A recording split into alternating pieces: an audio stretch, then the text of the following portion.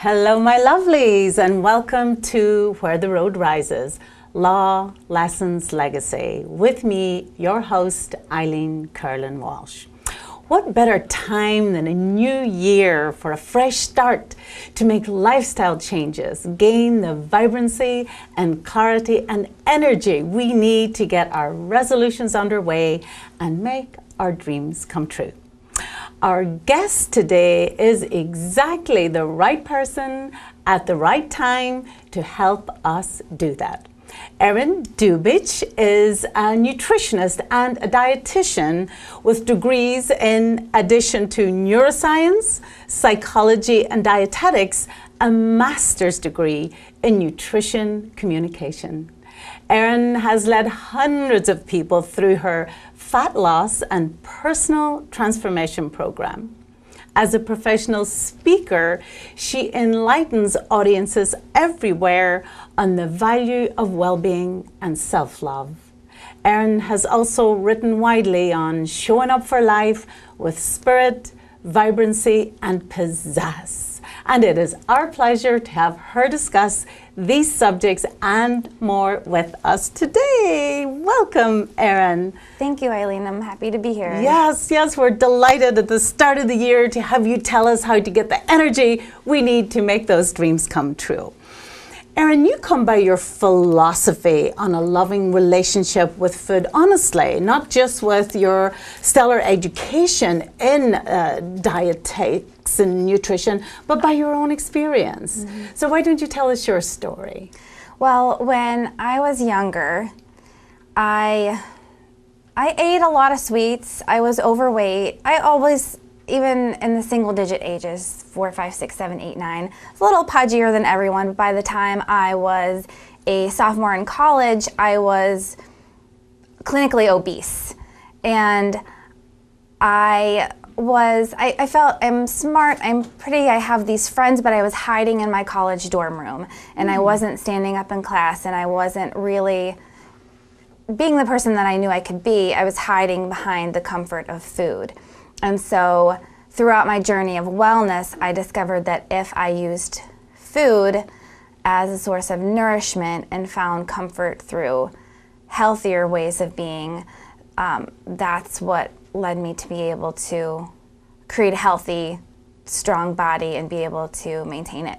Right, and then you went on to take your education in nutrition. Yes. So tell us about the connection between our brain and the food we eat, that we don't just look out and make a choice based on what's there at that particular time. What's going on? Yes, well, actually, there's a really strong link between what we eat and what we think. And I actually did a talk for the Illinois Counseling Association for their annual conference with another dietitian called What We Eat and What We Think. Because scientists call our gut, our digestive system, our second brain. There's actually more neurons in there that are in our brain, and they think that our digestive system is actually sending signals to our brain about how we feel. And so some people may know that there are links between food additives and certain ingredients like wheat and gluten that may affect people with certain behavioral conditions. Some people, young people with autism, if their parents take certain ingredients out of their diet, they have a better quality of life experience and better behavior. So on an extreme perspective, some people can see that if you take this out, the behavior becomes better. But what a lot of us don't realize is that what you and I have on a daily basis for breakfast or for lunch or for dinner, every meal affects on a subtle difference, but that adds up over time, our mood, our cognitive function, our energy level, and our brain controls everything. And so there's really no hiding the effect of what we eat on how we're operating. And that's the subtle level. Remind us how the connection between food and disease exists, how what we eat makes a difference. Yeah, I heard somebody say one time that everything that we do, it's either bringing us alive or making us more dead, which was an extreme statement, but true. And I think I can connect that with food in that everything that we eat, each ingredient, down to the molecules, is either providing nourishment or, especially on a long-term level, creating chronic inflammation. And chronic inflammation is related to almost every disease out there. And so everything's either nourishment or creating inflammation. And that's kind of a really black and white way to look at it. And you connect food not just to our physical health, but to our vibrancy and our energy and the pep to just keep going and do new things. So talk to us a little bit about that connection, Erin. Well, I saw that happen over time for me because I've always had quite a bit of energy, but especially all of those years where I was eating a lot of sweets, eating a lot of carbs, I would get those afternoon slumps and not feel as energetic. But as I improved my diet, I had more energy. But as I stayed really consistent and really fine-tuned, and over years and years and years, gradually ate more produce, more plant-based foods, less sweets, as I aged, I actually found that I had a higher sense of vitality. Okay. Yeah. And therefore, the better you eat, not only are you healthier, but you just have more energy to go get those goals, which is ultimately what our show is about. We want people to have the health and the vitality and the energy to get out and do whatever it is they said they want to do, that they're going to do. And that's my personal motivation, and I know some people's motivation is one of the reasons I stay consistent in my healthy eating is because I know that it supports what I'm able to do with my life. And if I don't eat well, even if I make a different choice for breakfast, that may impact what I get done for the day and whether I'm able to do something positive for the day or not, and all of that adds up over time. And it's not just, healthy eating is just not about longevity, but the quality of every day and every hour that we have. I love that.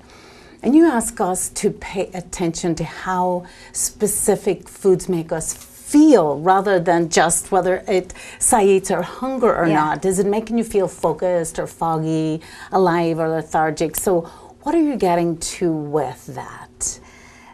What I'm getting to with that is it's kind of threefold.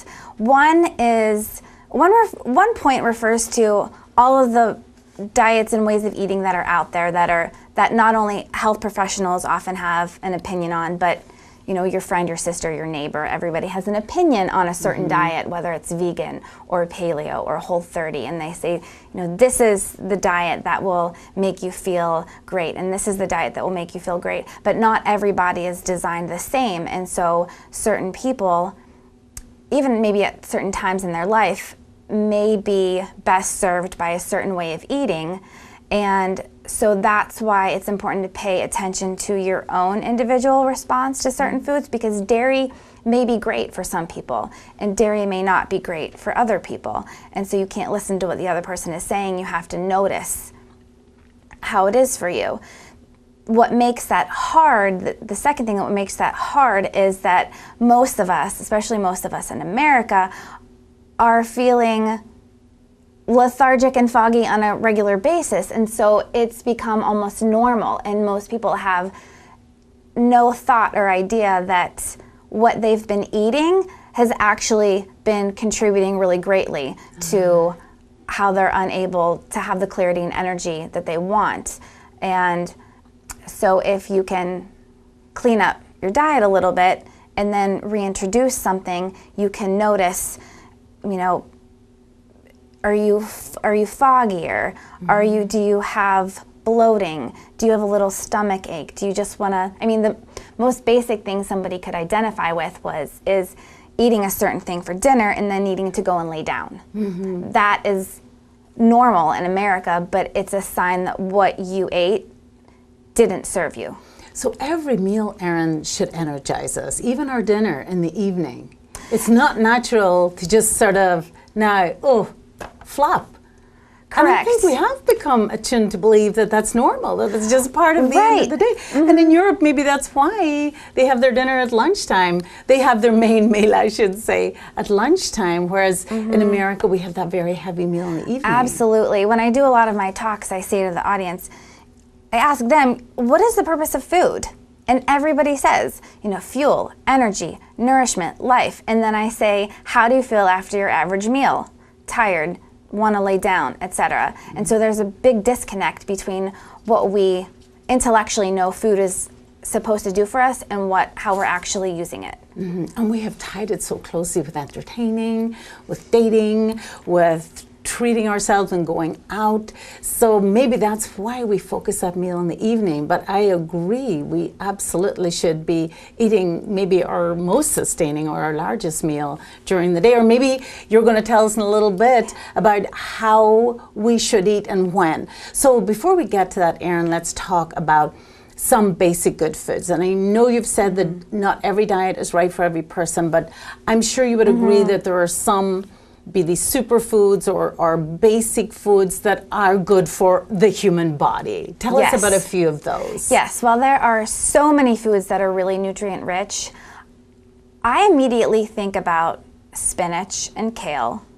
I mean, packed with all sorts of vitamins and minerals, fiber. In general, you'll see that the foods that I give you are all plant-based foods and produce, because most people are not consuming even close to what would be of greatest service to their body. So greens like spinach and kale, citrus, lemons, oranges, grapefruit, all kinds of berries, especially blueberries. Blueberries are loaded with antioxidants and phytochemicals. That's a smaller group of molecules that serve us in tiny little but important ways. Your really bright and vibrant orange-red vegetables like sweet potatoes, butternut squash. So really the more vibrant it is, but don't exclude cauliflower, because cauliflower is not vibrant necessarily, but it has some good cancer fighting properties in it. And so I think those would be the ones that I would encourage people to eat more of. And is there a relationship between those vibrant colors? And other than cauliflower, you talked about the vibrant red, orange, greens. Are the colors in some way related to their nutrient-heavy content?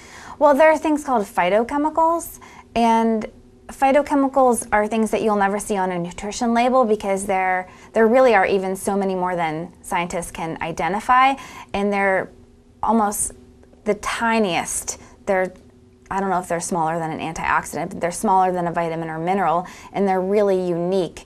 There's a unique combination of them in every single plant-based food, and they all contribute some way to the ideal function of our cells in our body. And so that's why it's important to get a variety, because not every piece of produce that you consume is going to serve you in the same way as another one.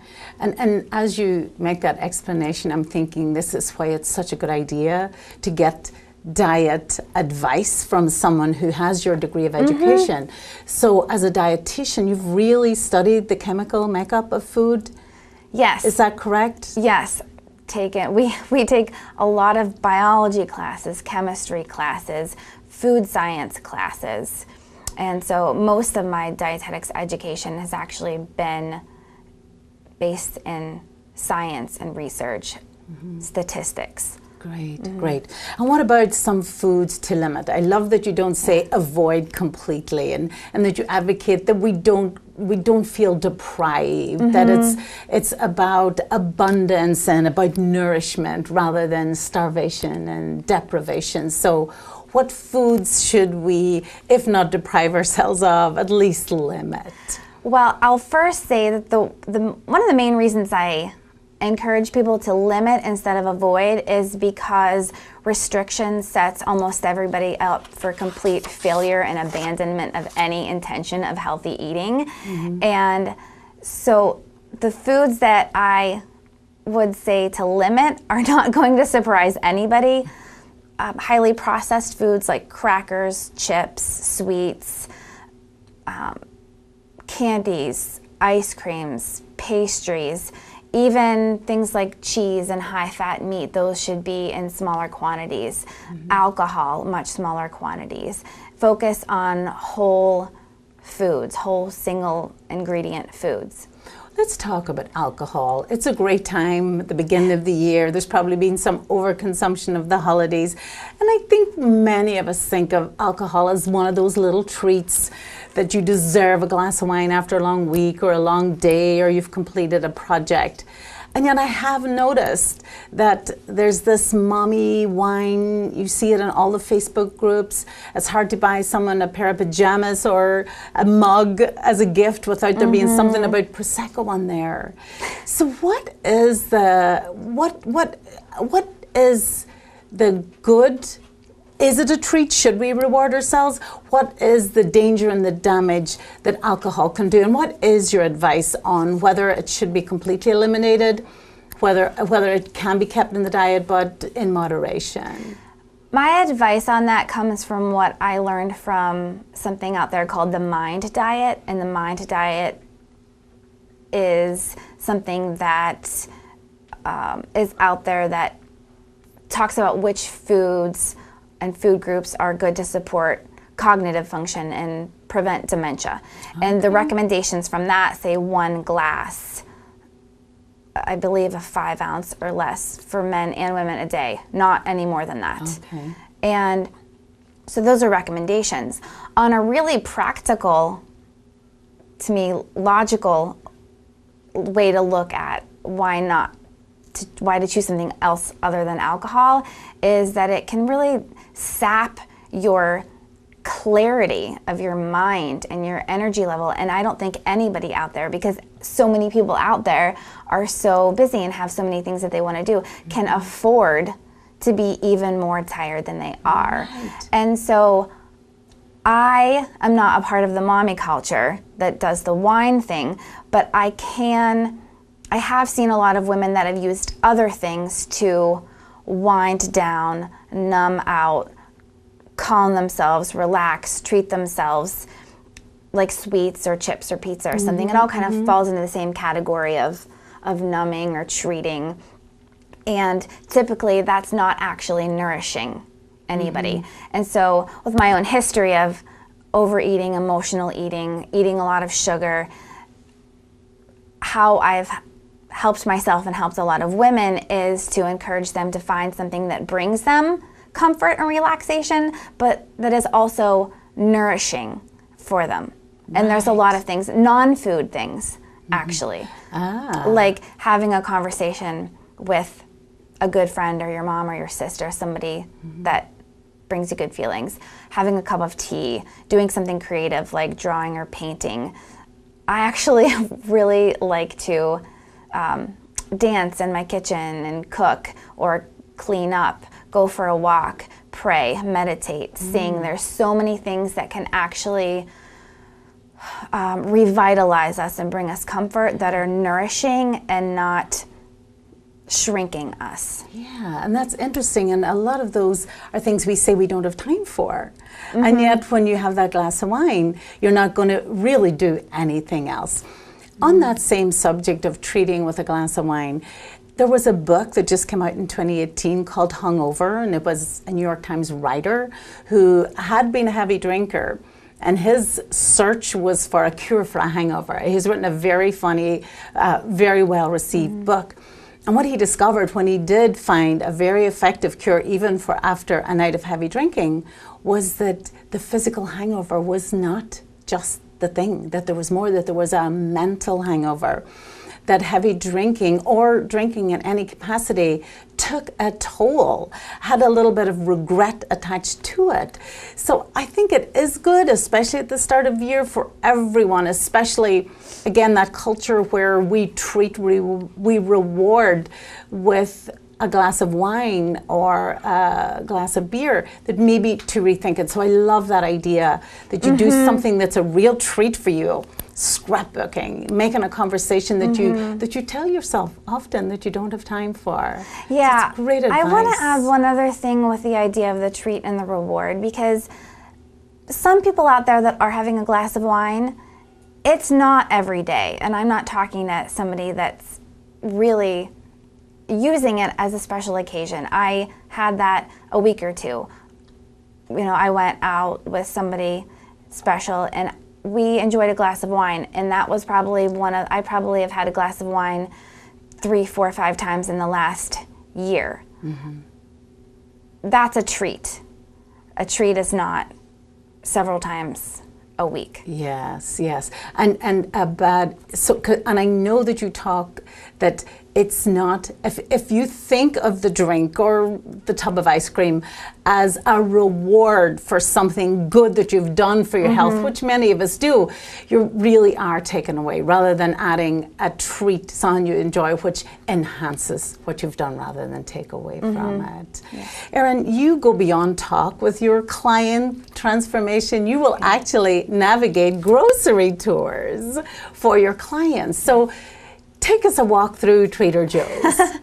I've been doing the Trader Joe's grocery store tours for many years, and I do it because I call it a walking nutrition consultation, because typically any dietitian or nutritionist will sit down or have a phone call with somebody, and there's this exchange of information, and most of the time, I believe, the person on the other end of the phone who is being helped either has a lot of questions after the phone call about what to actually buy or forgets half the information. So we go right into the grocery store, and they're really personalized based on the person's goals. So once I did a tour for someone who was newly diagnosed with diabetes, and so we looked at carbohydrate content and fiber content and some other information on labels, and I showed them how to take a few different things that are in the store and put them together for a meal that would support regulating their blood sugar control.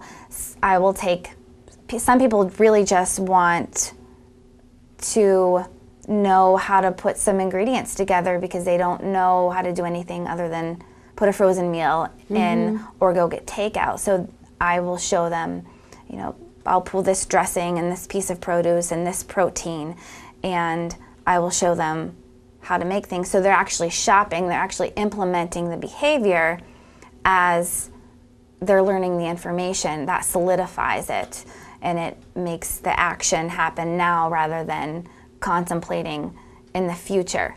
And I bet that that's one of the things that would help these changes become a lifestyle change rather than a diet that's going to end after 30 days.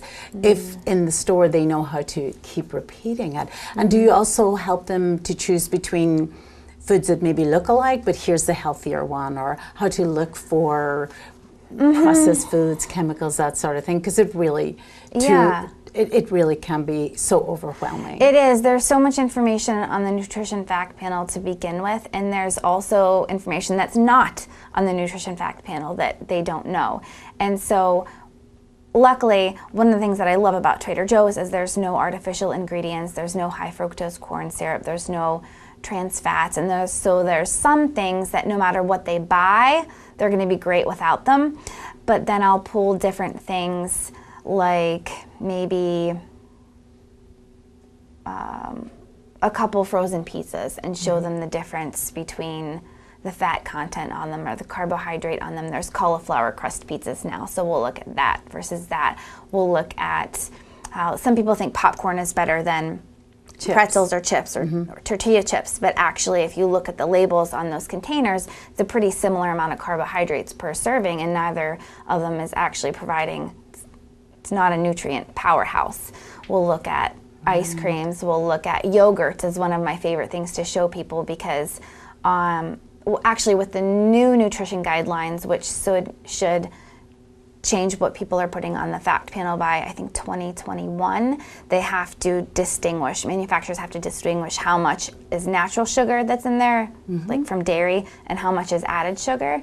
And so I love to show people the yogurt and the kefir labels and show them all the carbohydrates that are in there, but they actually aren't able to make a decision, a clear decision, because they can't see how much sugar is actually added. But I've worked on labels before, so I know there's quite a bit of sugar added to fruit flavored and vanilla flavored yogurt. I have never heard of a grocery tour before. So I don't know if you invented that or you just, perfected it, but I love it. I think I thought about it around the same time where grocery stores were starting to hire dietitians, but in my own mind it was my idea. It's yours, yes, and I love it, and I'm giving it to you. You also, not just what to eat, but you talk about the best time of the day to eat and how to eat when you're eating. Could you tell us a little bit about that, about when you should stop eating. Yeah, how do you strike a balance between being still a little bit hungry and then haven't eaten too much? Right. Well, I think the more important points that you made there are the how much and the when to stop, and more so than actual times to eat. Although I think structure is important for some people. You know, say 8 a.m., 12 p.m., 5 p.m. That helps some people.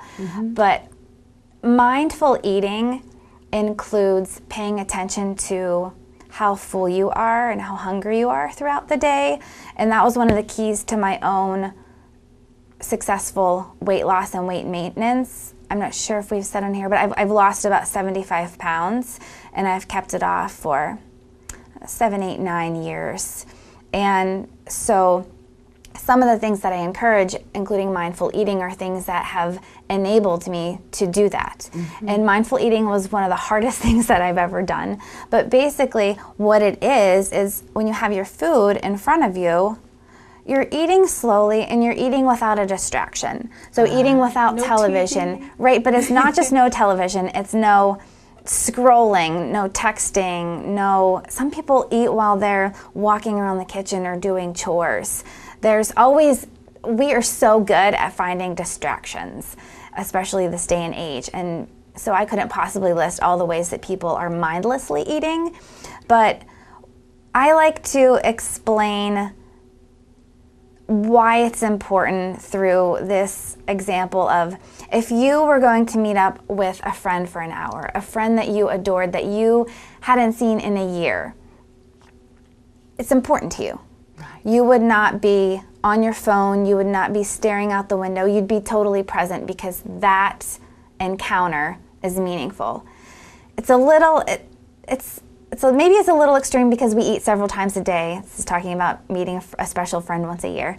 But if you have your meal in front of you and you're doing something else, then you're not enjoying it. And I think it's one of the reasons that we're constantly excited about the next meal is because the previous meal, we didn't enjoy it. We probably don't even, maybe we don't even remember it. And so when you're able to eat slowly, savor it, enjoy it, I think that increases your satisfaction, decreases the total calories that you're eating for the day. You're able to stop when you're full, and so many more benefits. On a scale of 1 to 10, this is an actual practical tool that I use myself and have given to a lot of people. On a scale of 1 to 10, 1 being super starving and 10 being like post-Thanksgiving meal full, it's good to stay between a 3 and a 7 or a 3 and an 8. That way you're not getting too hungry that you're making a really poor decision or eating everything, and you're not getting so full that you've eaten more than your body actually needs. So if you stay between a 3 and an 8, and mindful eating helps you to stay in there, then that helps you to achieve and maintain a more healthy weight. Yes, I like it.